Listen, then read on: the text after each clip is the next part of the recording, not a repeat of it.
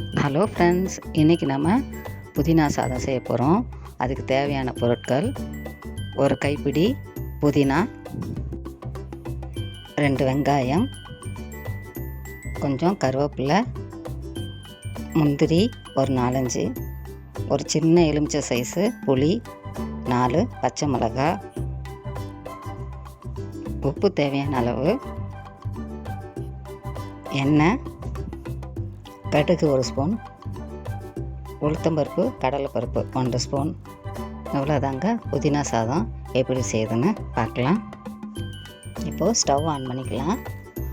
ஒரு கடாய் வச்சுக்கலாம். அதில் எண்ணெய் ஊற்றிக்கலாம். எண்ணெய் சூடான பிறகு புதினா, பச்சை மிளகாய் சேர்த்து நல்லா வதக்கலாம். இப்போது புதினா, பச்சை மிளகாய் ரெண்டுமே வதங்கிருச்சு.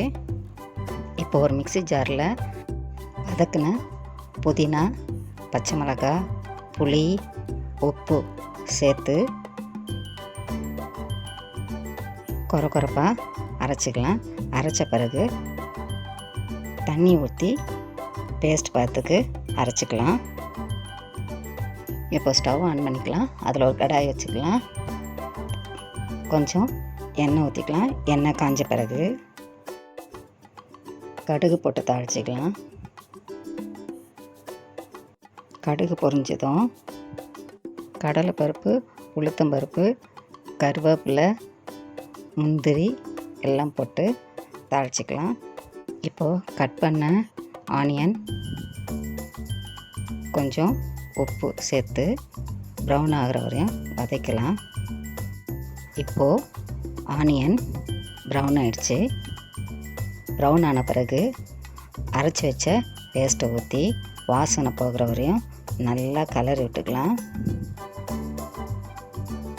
இப்போது புதினா தொக்கு ரெடி ஆயிடுச்சு. இப்போது 1 கப் ரைஸ் சேர்த்து நல்லா அதை கலந்து விட்டுக்கலாம். இப்போது சுவையான புதினா சாதம் ரெடி ஆகிடுச்சு.